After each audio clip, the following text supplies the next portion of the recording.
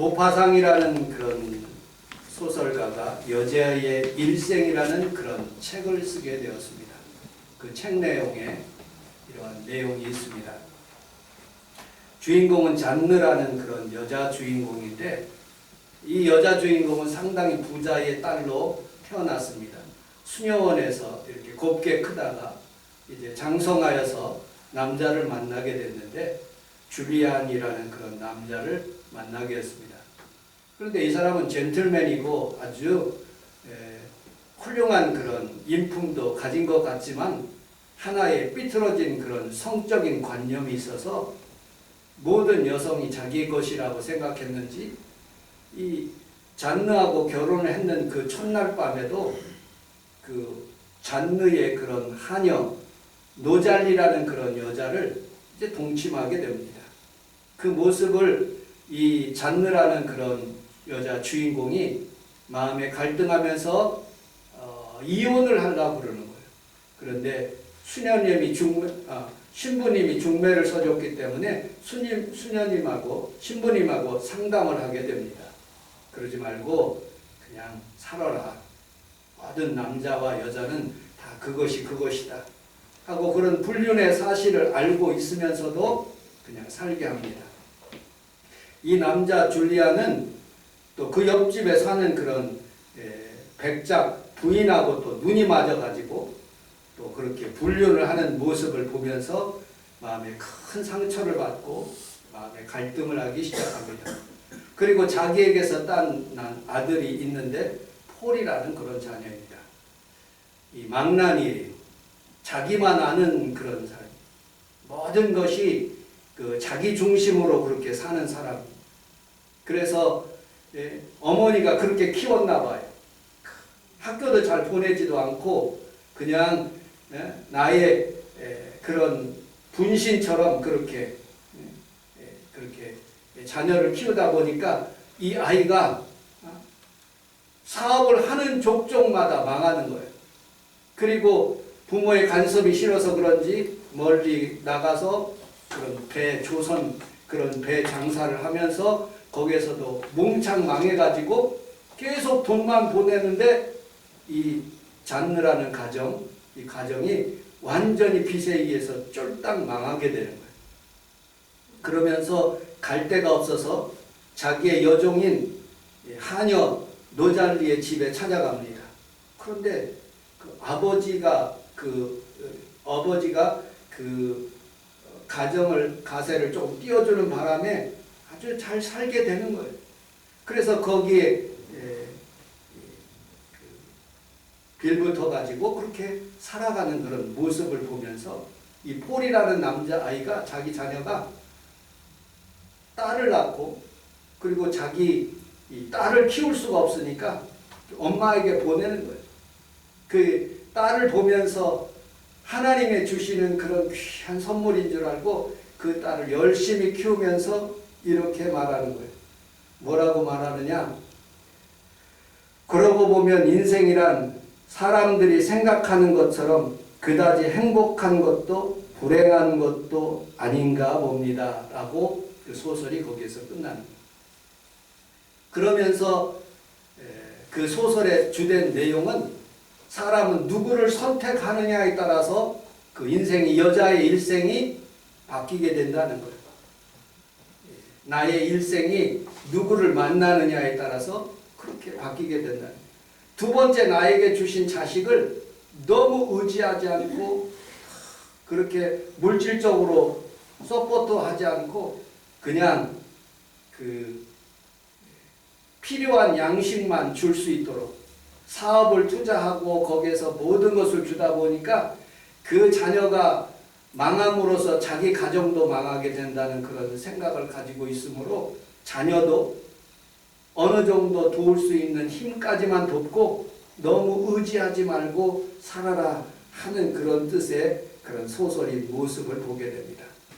오늘은 그 성경에 있는 그런 다윗과 그리고 조강지처 미갈이라는 그런 여자를 통해서 우리에게 주고자 하는 하나님의 세미한 음성이 무엇인가 함께 살펴보도록 하겠습니다. 여러분들 이 다윗이라는 이 남자는 하나님으로부터 기름 부음을 받고 하나님 앞에 살아가면서 골리앗을 이기게 되었어요. 그래서 주변에 있는 사람들로부터 당신은 만만이요 사울은 천천히라는 소리를 듣게 되었어요. 이 사울 왕이 생각해 보니까 이 다윗 때문에 나의 왕권이 침해받을 것 같아요. 그래서 생각한 것이 있어요. 오늘 본문에 있는 말씀입니다. 너 다윗아, 너 가가지고 블레셋 사람 있지? 그 사람들 남자 꼬추를 100개를 잘라와라. 그러면 내가 미갈이라는 여자를 내 딸을 너에게 줄 테니까 그렇게 해라. 그래서 이 다윗은 죽음을 결심하고 그 블레셋으로 가가지고 그 남자를 쳐 죽이기 시작하는데 무려 100명이 아니라 200명을 쳐 죽이는 거예요. 여러분 혼자서 어떻게 200명을 감당할 수 있겠습니까? 성경에서 보니까 그의 친구들과 가가지고 200명을 죽여가지고 그 성경의 내용은 없지만 바지를 벗겨서 꼬추를 잘라가지고 그것을 포피를 가지고 왕에게 와가지고 그리고 미갈이라는 그런 여자를 정략적으로 결혼하는 모습을 보게 됩니다. 우리 사무엘상 18장 25절을 같이 한번 읽어보도록 하겠습니다. 시작. 사울이 이르되 너희는 다윗에게 이같이 말하기를 왕이 아무것도 원하지 아니하고 다만 왕의 원수의 보고로 블레셋 사람들을 포피에게 원하신다 하시니 이는 사울의 생각에 다윗을 블레셋 사람들에게 포기하라. 사울의 생각은 다윗이 가가지고 100명 그거 못 죽인다. 사람이 어떻게 100명을 죽일 수 있겠느냐.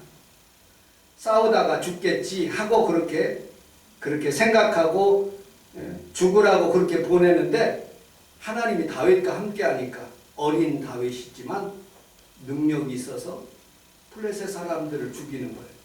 그리고 그 예단비 그것을 가지고 포피 200개를 가지고 사울 앞에 오는 거예요.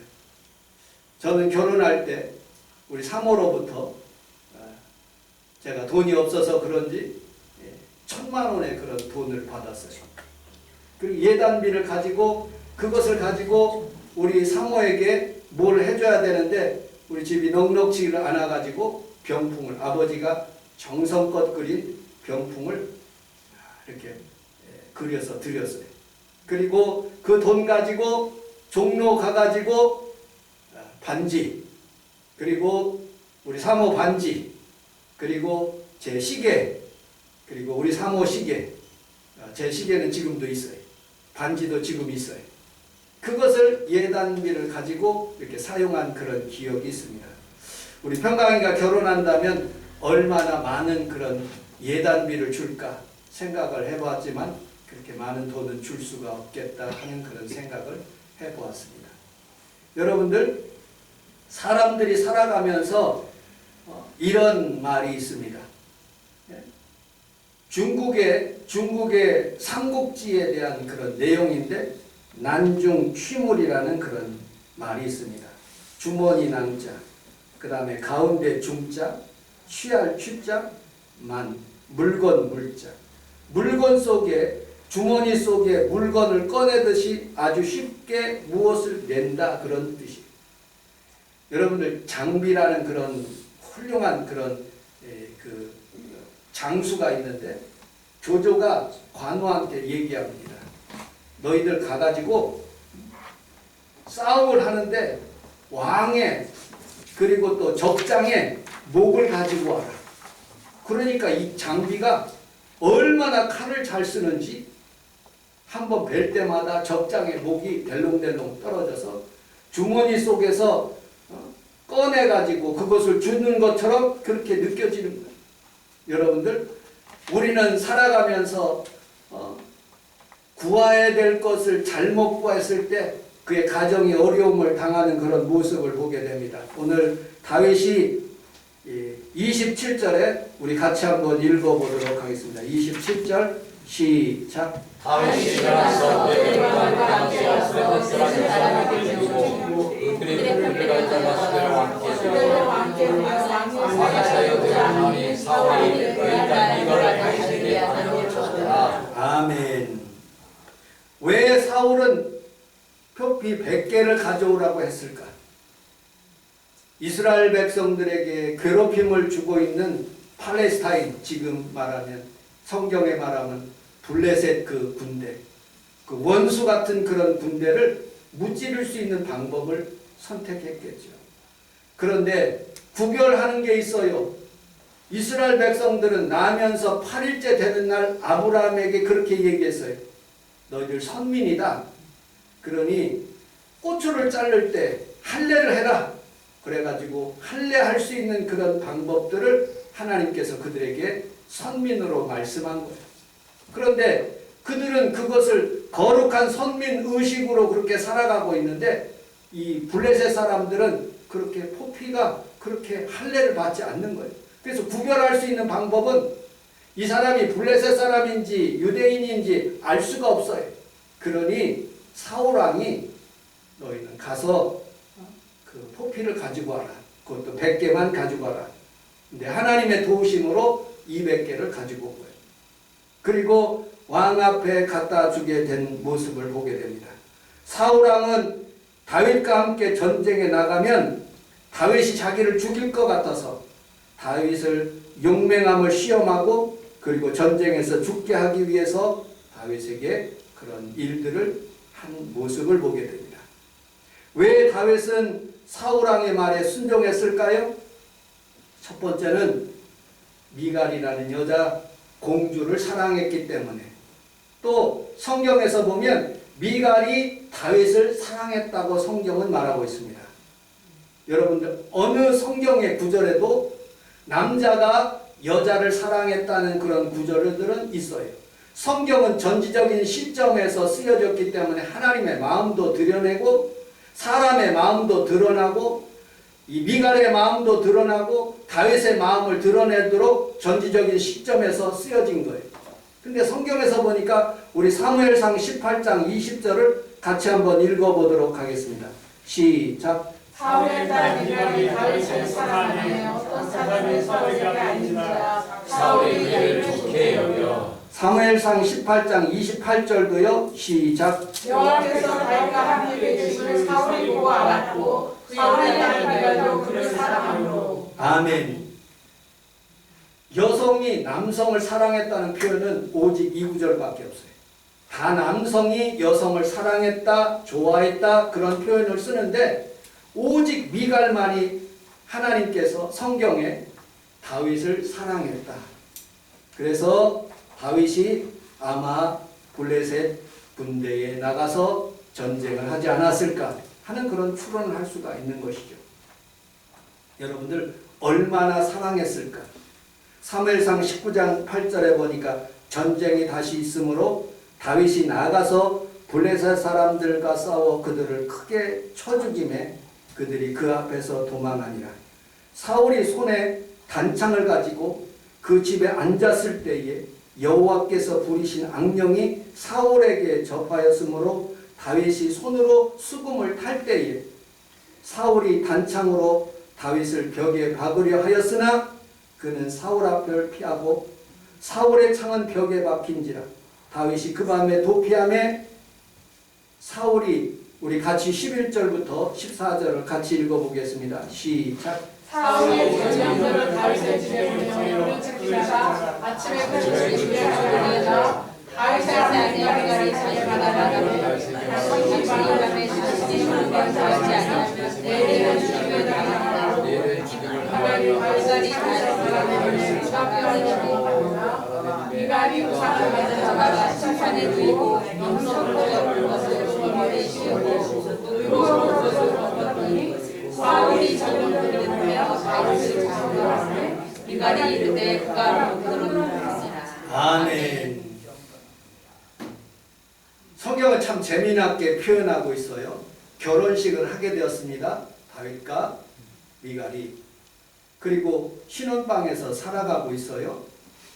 그런데 시아버지가 생각하는 거예요. 그 장인이 생각하는 거예요.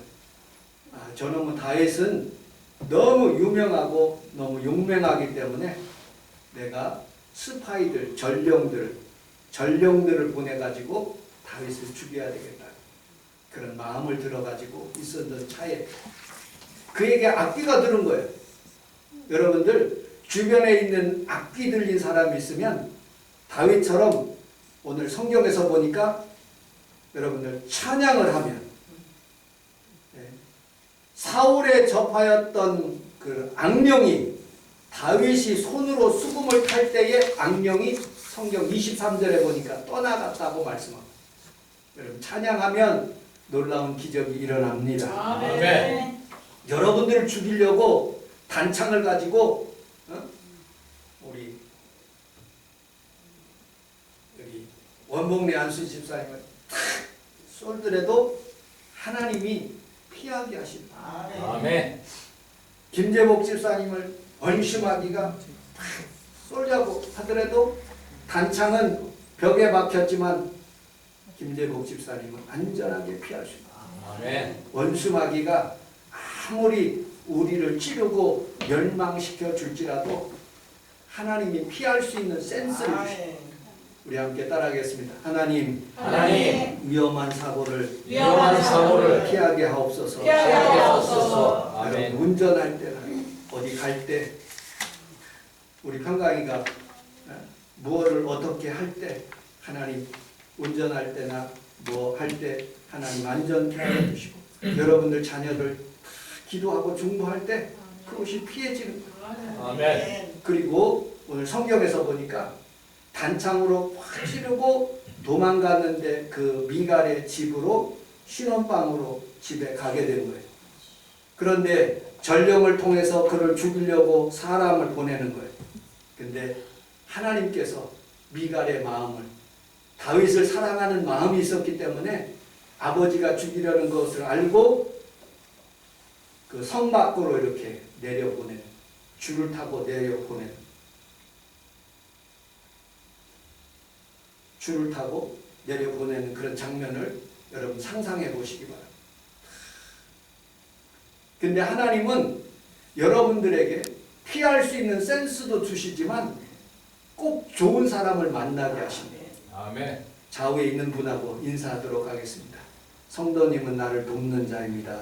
성도님은 나를 돕는 자입니다. 함께 승리하십시다. 함께 승리하십시다. 아멘. 사람들은 혼자 살 수가 없어요.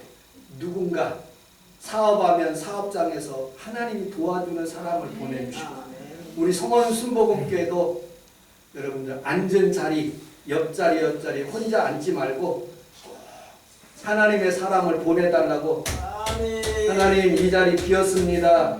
하나님 오게 하여 주옵소서 아멘. 라고 그렇게 기도하면 꼭 보내주실 줄로 믿습니다. 아멘. 그리고 미갈이 얼마나 사랑했든지 자기가 애지중지하고 있는 우상을 가지고 침상에다 누워놓고 염소털로 얼굴을 이렇게 만들어 놓고 이불을 덮어가지고 변장을 시키는 거예요. 그리고 사울은 다윗은 싹 피하게 하시고 그 사울의 그런 전령들이 와서 떠들어 보니까 다윗은 없고 거기에 우상단지만 있는 거예요. 여러분들 하나님의 사람들이 이렇게 하나님께서 우리에게 그렇게 돕는 손길들을 보게 됩니다. 자, 그리고 15년이란 세월이 흘렀어요. 사무엘상 25장 41절로 44절을 같이 한번 읽어보도록 하겠습니다. 시작. 아비가일이 가난한 몸을 붙여 우리 얼굴을 땅에 누르는 내 죄의 전령들이 하실 중이라고 아비가일이 일어나서 나귀를 타고 그를 찾아가서 다윗의 자녀를 다윗이 또 이스라엘에 더한 아내를 맞이하더니 그들은 사울에게 나가더니라. 사울이 그의 딸 다윗의 아내 미갈을 다윗의 아들 다윗에게 주었다. 아멘. 다윗은 미갈과 헤어지게 되었어요. 미갈 도움이 없었다면 그의 친구 요나단의 도움이 없었다면 이스라엘 역사는 참 엉망이 되겠지요. 그런데 다윗이 하나님의 도우심과 미갈의 도움과 또 요나단의 도움으로 도망자, 신세가 된 모습을 보게 됩니다. 도망하면서 그는 혼자 살았지만 조강기처 그 미가를 생각하며 살았지만 하나님께서 또 아내를 붙여주시는 모습을 보게 됩니다. 아비가일이 일어나서 이 나발이라는 그런 부인입니다. 그런데 이 사람이 하나님 앞에서 죽임을 당하는 거예요. 그래서 그 여자 부인이 아비가일이 다윗의 아내가 되는 거예요. 또 이스라엘 아히노암의 아내를 맞이하게 되는 거예요.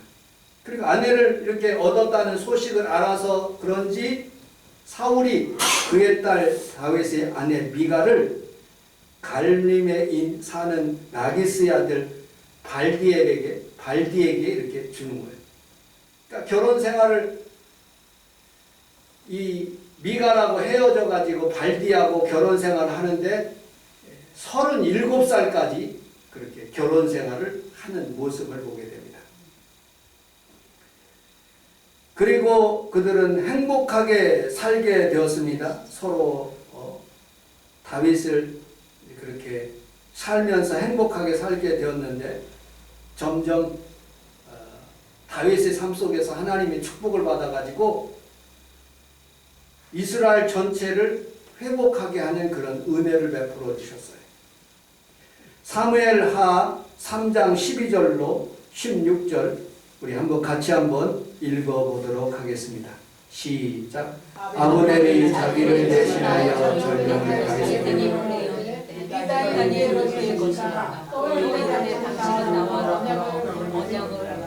내 손에 당신을 도와 온 이스라엘이 당신에게 돌아왔다. 다윗이 이르되 좋다. 내가 너와 언약을 맺거니 내가 내게 한 가지 일을 요구하노니 나를 올 때 사울의 딸 미가를 데리고 오라. 그리하지 않으면 내 얼굴을 보지 못하리라 하고 다윗이 사울의 아들 이스보셋에게 전령들을 보내리되 내 저 미가를 내게로 주라. 그가 내가 그레스 사람의 표피 100개로 나와 정연한 자리이다 하니 이스보셋 사람을 보내 그의 남편 나기스의 아들 발디엘에게서 그를 빼앗아 오매 그의 남편이 그와 함께 울며 바울임까지 따라왔더니 아브넬이 그에게 돌아가라 하매 아멘. 다윗은 하나님의 도우심으로 많은 아내를 이렇게 두게 되기 시작했습니다. 그리고 전체적으로 이제 나라가 통일되기 시작할 때에 아브넬이라는 사울 왕의 그런 자손 중에 하나 여기 이스보셋이라는 그런 나라가 조그만하게 있었어요. 그리고 통일되려는 그런 마지막 순간에 다윗이 그렇게 얘기하는 거예요.